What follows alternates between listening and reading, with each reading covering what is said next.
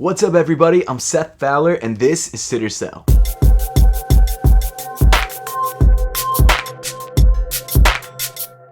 Before we dive into things, I do want to let you guys know about a giveaway that I just started. I'm actually giving away a brand new Xbox Series S. Now, in order to win this Xbox Series S, all you need to do is subscribe to my tech channel through that link in the description below. In case you guys didn't know, I actually have a second channel that's completely different from this channel where I only review tech. In fact, the most recent review that I just did was on the Valve Steam Deck, which I've got to say is just an insane device. You guys got to check it out. But again, if you guys want a chance to win an Xbox Series S brand new, make sure to click the giveaway link in the description below and subscribe to my tech channel. But getting right down to it, if you guys have not seen one of my sit or sell videos before, basically what I do is I take a look at all of the sneaker releases or all the important sneaker releases of the first half or second half of any given month. Pick out the important ones, especially in this case because I'm still recovering from COVID and I don't have that much energy at all. So we're just going to talk about the very important releases in today's video. I let you know what I think about each one of those sneaker releases and whether I think each one of those shoes will sit on shelves or sell out. And in today's video, we're going to be talking about the first half of July 2022. So without further ado, let's get right into it. So starting things off on July 2nd, we've got two different Air Jordan 1s dropping. Interestingly enough, they both have the same exact name, but they're both pretty different sneakers. The first one of these releases is the Air Jordan 1 High Bleached Coral. So for a long time, we thought the name of this sneaker was Stage Haze, but apparently as we've gotten closer to the release of this shoe, or I guess gotten closer to the pushed back release of this shoe, turns out Nike has changed the name to Bleached Coral. The shoe itself comes in whites, blacks, and grays and features nice suede detailing on the heel as well as on the black portions of the shoe, and overall it's a pretty decent looking sneaker. However, I don't think it's going to be a huge fan favorite. There's just something weird about the bottom half of the heel coming in suede and the top half coming in leather and them coming in slightly different shades of gray. It just doesn't make a lot of sense to me, and it's something that while it doesn't bother people that much, it's enough to make people not fall in love with the sneaker. And it's also funny to me that the entire name of the shoe, Bleached Coral, is based on colors only found on the insole of the shoe and on the Nike Air tag on the tongue, which is pink. I'm not saying this is a bad shoe whatsoever. It's actually a nice looking sneaker, but it's not going to garner the amount of attention that most Air Jordan 1 highs garner in colorways that look from afar this good. When you get up close, you realize it's not exactly what you thought, and I think that turns a lot of people off. Regardless though, it's still a good looking Air Jordan 1, and even though Air Jordan 1 hype isn't what it used to be, at the same time, I still think this shoe is gonna sell out. Also dropping on the 2nd, we've got the second shoe with the same name, Bleached Coral, and that's the Air Jordan 1 Low Bleached Coral. So in my opinion, this is by far the best of the two colorways releasing. The pinks with the blacks and the whites, it just looks so clean together, and it reminds me a lot of the Art Basel Air Jordan 1s from years ago, and I think that's why a lot of people are really drawn to this sneaker. And I know traditionally Air Jordan 1 Lows haven't been as popular as Air Jordan 1 High silhouettes, but right now, especially because Travis Scott is dropping so many Travis Scott Air Jordan 1 Lows, I think this shoe has a chance to actually outsell the Air Jordan 1 Highs. I have no idea what the production numbers are though, so who knows whether that's actually going to happen or not, but I definitely think this is going to be the more coveted out of the two shoes releasing on the same day with the same name, so I'm giving this shoe a sell. Moving on to July 6th, we've got the Nike Dunk High Next Nature sale. So this winterized Nike Dunk High comes with a heavily padded upper that's supposed to keep your feet warm, especially right now when you need it the most in 90-degree weather in the summer. This shoe, I don't know why they're dropping this shoe now. This is ridiculous. In addition to being a winterized version of the Nike Dunk High, the shoe also features 100% recycled polyester on the upper, which I definitely think is cool. And the color blocking on this sneaker is also not bad. It's not exceptional, but it's not bad. Overall, an alright Nike Dunk High, not something that I feel like I need, but something that I still think will sell out regardless, and for that reason, I'm giving the Nike Dunk High Next Nature sale a sell. Moving on to July 7th, we've got the Converse A Cold Wall Sponge Crater. I knew the A Cold Wall Converse stuff was getting weird, but this shoe is out there. Now I've got to say that this is not a shoe that I'm interested in buying. I don't think it's a great looking shoe, it's not something that I would wear, but at the same time, I'm glad it's being made because it's experimental and they're trying something different. And hey, I'm all about weird looking shoes, and this is absolutely a weird looking shoe. It's just not exactly my type of weird. The structure of the shoe is made up of CX foam, which is something that I think Nike and Converse came up with. I'm not exactly sure what it is. It actually looks a lot like some of their recycled foams that they've used in the past, which is kind of cool. And it really looks like this shoe is going after that whole clog aesthetic that's become very popular with Crocs and also, of course, Yeezy foam runners. And honestly, I don't see a lot of people wearing this shoe. Maybe I'm wrong, maybe I'll be off about that, but it's just not something I think a lot of people will be interested in because it doesn't have the hype that Yeezys have, which gets a lot of people over there not liking the way the shoe looks. Now, I have no idea how limited this shoe is going to be, and that's definitely going to be what determines whether the shoe sits or sells. I would assume it's going to be limited, and I think that there is a possibility that it may sell out because of how limited it probably will be, but at the same time, I don't think it will, even though it's a collaboration, so for that reason, I'm giving this shoe a sit. However, it could be a sell, but I'm going with sit and I'm sticking with it.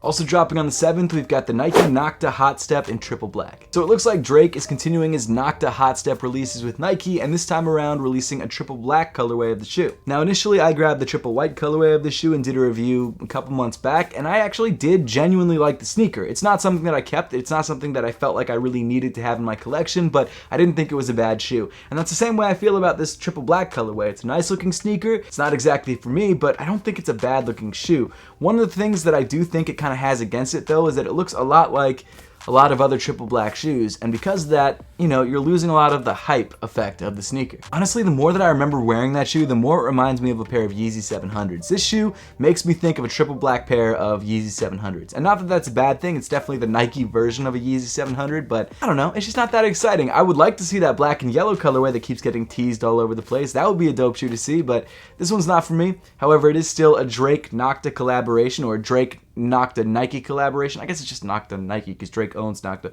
Whole big thing. Regardless, I think the shoe will sell out because of the collaboration, and that's the main reason why. So I'm giving this shoe a sell.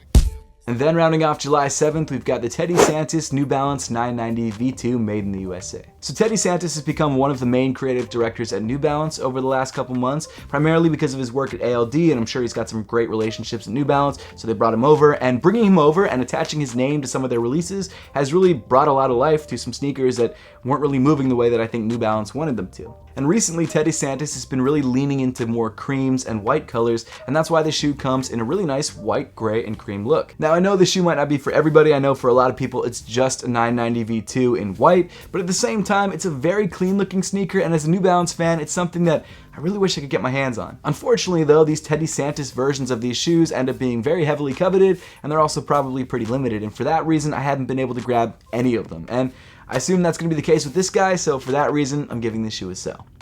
Moving on to July 8th, we've got a fire drop, and that drop is the latest Apothecary drop. This Old English Apothecary collection comes in 4 fire colorways that all match with your sneakers, and of course, because they're made on Apothecary 3.0 socks, are incredibly comfortable and incredibly breathable. Personally, the navy and white colorway is my favorite, but I also dig all the other colorways like the orange and black, the red and white, and of course, the cream and black. Or I guess the sneakerheads say now, sail and black. Nike ruined the word cream for everybody. Well, maybe Nike didn't do that. I think someone else did that. This entire collection drops Friday, July 8th at 11 a.m. Eastern Time on apothecary.com, which I've linked in the top of the description below. And make sure if you want to grab any or all of the socks from the collection to be on the website right at 11 a.m. Eastern Time, because they will sell out very quickly. And for that reason, I'm giving this entire collection a sell. Also dropping on the 8th, we've got the Nina Chanel Abney Air Jordan 2 in white and gym red. So this shoe is the first of 2 sneakers from this collaboration and features a white leather upper accented by a bright red heel counter. And actually what I really like about this shoe is its very minimal take on the Air Jordan 2. While I don't think I prefer the design of this collaboration over a standard pair of Chicago Air Jordan 2s, at the same time it's a very clean look and it looks like a modern update on the silhouette. The simpler and more minimalistic look seems to come with slightly more premium materials, and it comes with a honestly more premium price tag of $250. But even with the higher price tag, because this is an Air Jordan 2 collaboration and Air Jordan 2 collabs are kind of Jordan Brand's thing this year, this shoe will probably end up selling out. In addition to that, also dropping on the 8th, Nina Chanel Abney is also dropping a second Air Jordan 2. This time around, it's an Air Jordan 2 Low in white malachite. From what I can tell, that is a white and green colorway, and it's just a low top version of the shoe that we just talked about. Honestly, in my opinion, this is a more wearable sneaker and one that I might genuinely be going for. I think it's a dope collaboration. Again, it seems like a slightly more premium take on the Air Jordan 2, and again, it does come with a slightly higher price point of $225, but at the same time, $225 is not as scary as $250, and I think people actually might prefer this silhouette to the Air Jordan 1 High, so for that reason, I think this shoe will definitely sell out. Then rounding off July 8th, we've got 2 different colorways of the Stone Island Tokyo Design Studio New Balance Fuel Cell RC Elite V2. So like I said, the shoe comes in 2 different colorways. You've got a white and a red and a black and a green, and both colorways are clean. I definitely prefer the white and the red personally, but they're both clean shoes. And it's been really interesting to see New Balance do collaborations on some of their newer performance-specific sneakers. I know that a lot of their collaborations are on older performance models, but there's just something about a really hyped up collaboration on a pair of shoes that only really runners get excited excited about, and that's something that's really kind of interesting and something that we don't see a lot of. Yes, we've had some off-white Nikes that were that way, but they tend to be the least popular of the off-white Nikes. But the last Stone Island New Balance collab was also on a performance model, and it did really well, so there's definitely interest there. And this collab is doubly crazy, or should I say triply crazy, because it's a triple collaboration. I don't know. I think this shoe is dope, and I think this shoe will definitely sell out in both colorways. Dropping on July 9th, we've got the women's Nike Dunk Low Lisa Leslie. So this shoe is a tribute to basketball legend Lisa Leslie. It features her number on the heel and comes in purple and gold. It's honestly a super clean shoe, and while I wouldn't think that I would like the emerald hit on the Nike swoosh, I actually think it ties the shoe together really nicely. And overall, I think this is going to be a pretty coveted release that's probably going to sell out and sell out very quickly. Moving on to July 13th, we've got the women's Nike Dunk Low Teal Zeal. So this shoe is another women's only Nike Dunk Low release. This time around it comes in a teal and white upper, accented by I guess a Zeal outsole. It's sort of like a semi-translucent orange outsole. The colorway itself is not exactly my thing, but hey, the shoe's not for me. It's a good looking shoe, but it's not anything that crazy. However, it is a Nike Dunk Low, and for that reason, I do think this shoe will sell out. I don't think that's always going to be the case. I think Dunks are finally starting to hit that point where it's getting oversaturated, but as of right now, I still think just about every colorway of these do end up selling out. Not very quickly, but they do. Speaking of oversaturation, on the 14th, we've got two more Nike Dunks dropping. The first is the Nike SB Dunk High Rush Blue Team Orange. This shoe comes in a primarily gray suede upper accented by blue and orange hits, and it also features a gum outsole, which I actually kind of dig. It's definitely not a crazy exciting collaboration, but it is nice to see us getting a pair of Nike SB Dunks that are in a very wearable everyday colorway that hopefully a lot of people who actually want to skate in these or wear these on a regular basis will be able to grab. Because this shoe is an SB Dunk in particular, I think this shoe will probably sell. Then finally, rounding off today's video, also on the 14th, also with another pair of Nike Dunks, we've got the Nike SB Dunk Low Valor Blue Team Maroon. Now this colorway is fire. Yes, it's simple like the last colorway that we talked about, but this combination of Valor Blue with maroon with the white accent around the Nike swoosh is so clean, especially with that gum outsole. And of course, because it's a fire colorway on a very popular shoe, I definitely see this shoe selling out.